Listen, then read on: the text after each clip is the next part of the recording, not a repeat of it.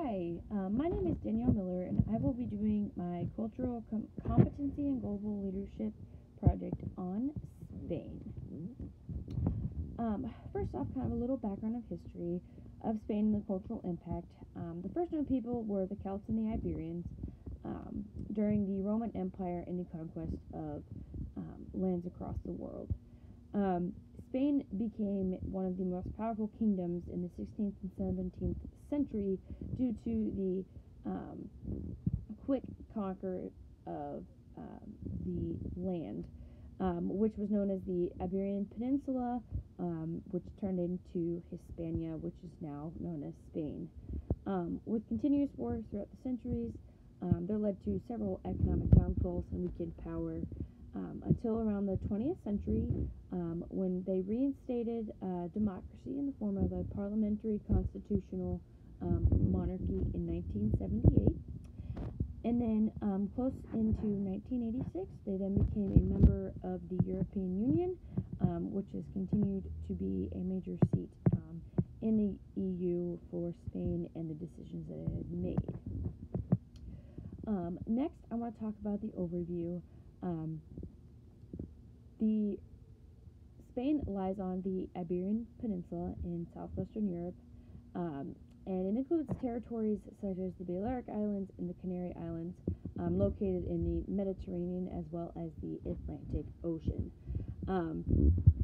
It's also the second biggest country following France in the western part of Europe, with over 500,000 square kilometers of land.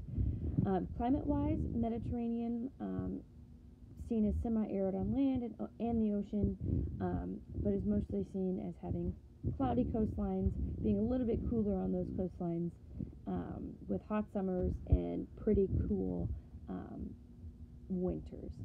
Another thing that I decided to include was the major areas of population, included the capital of Spain, which is Madrid, as well as Barcelona and Valencia. From there, the demographics of Spain include over 48 million people. 80% of this population, 88% are native Spaniards. And then that remaining 12% includes immigrants from Latin America's North Africans, and then some East Europeans as well. The official language for Spain actually is Castilian Spanish, which is primarily 74% of the citizens of Spain, and then following is Catalan, Galician, and Basque.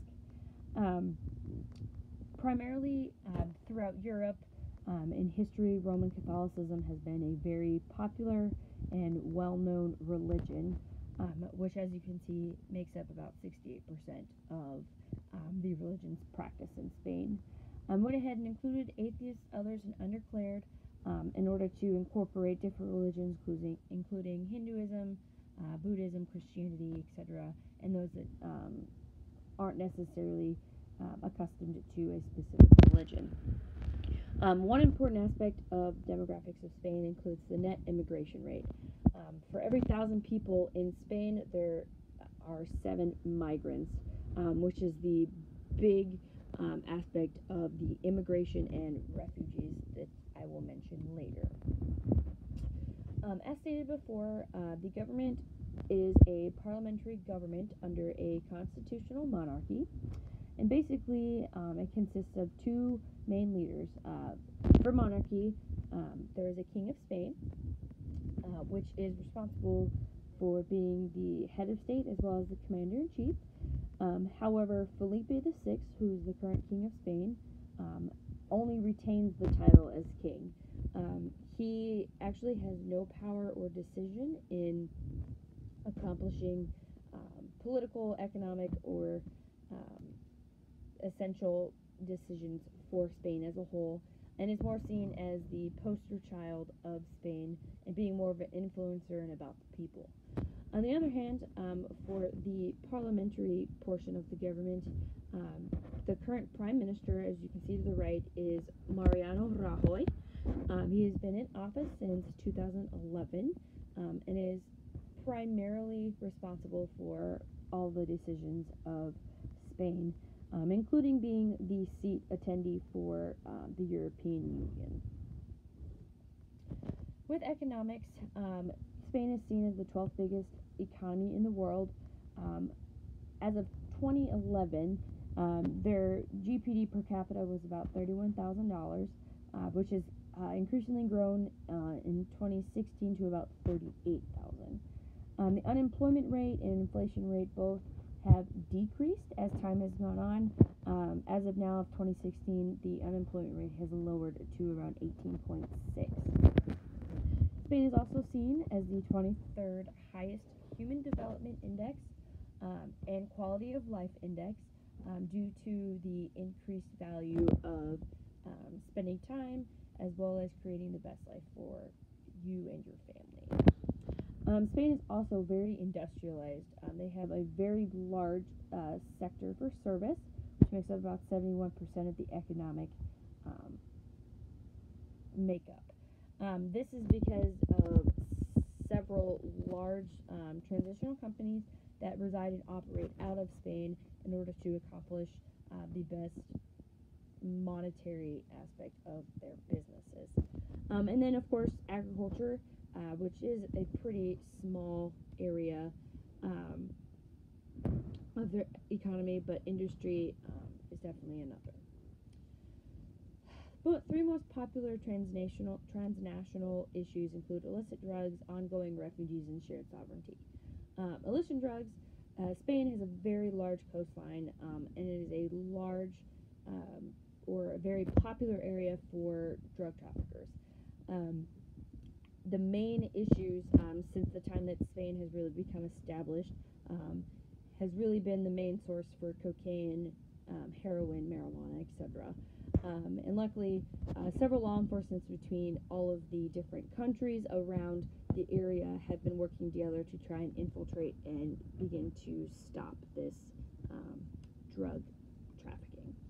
From there, as mentioned earlier, ongoing refugees, there's a continuous rate of increasing immigrants and refugees from other countries, including Ukraine, for political reasons, government reasons, looking for new ways of living as well as new opportunities for themselves. And last would be shared sovereignty. Since 2002, Spain has kind of disapproved of the United Kingdom's plan for autonomy, and therefore has kind of had issues with surrounding countries, including Portugal and Morocco. I don't necessarily believe in the same opinions that Spain does, but feels that in order to accomplish their independence as countries, that they just need to make the point that they will not share sovereignty with Spain. So with this, I compared the U.S. with Spain for power distance, individualism, masculinity or femininity, uncertainty avoidance, and long-term orientation.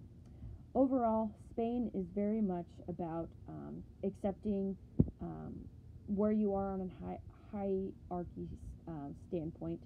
The boss is the boss, the employee is employee, and you're respected, and it's just how it is. Unlike in the U.S., we're very much about equality and everyone being on the same level and being able to accomplish the same sources of work and employment. From there, individualism, Spain is very focused on motivation from their superiors and encouraging each other in order to accomplish a goal.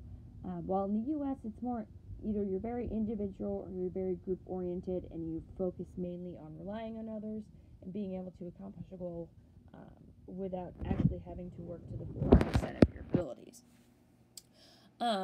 Spain is a very feminist culture. They value their women and they feel that caring for others and that the quality of life is a little bit more important. And then also not to stand out in the crowd.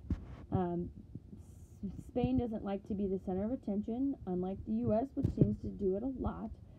We are very a masculine-centered society where men are seen to be tough and assertive, while women are seen to be more motherly and nurturing, with females being a little bit on the lower end of the fair scale. From there, Spain also is very much about rules and is not very good at adapting to change. unlike the U.S., we are constantly changing, constantly trying to avoid conflict and being a little bit more concerned with ourselves, the security of ourselves, the security of our country. Um, and then finally, long-term and short-term orientation. Spain is always looking for quick actions, quick results. Everything that happens in Spain happens now or never. When compared to the U.S., short-term, we always tend to look at the past and never seem to quite learn from our mistakes. Because we do have a respect for tradition and social obligations, it makes it a little bit more difficult for our society to move forward and be able to accomplish these goals. So most importantly, leadership in Spain. A multicultural analysis of Spain done by Marco Slank decided that the least frequently used practices in both countries will be inspiring a shared vision, and the most frequently used practices will be enabling others to act. And by both countries, he means in response to Spain and Slovenia. From here, I also included female versus male approach when it comes to leadership.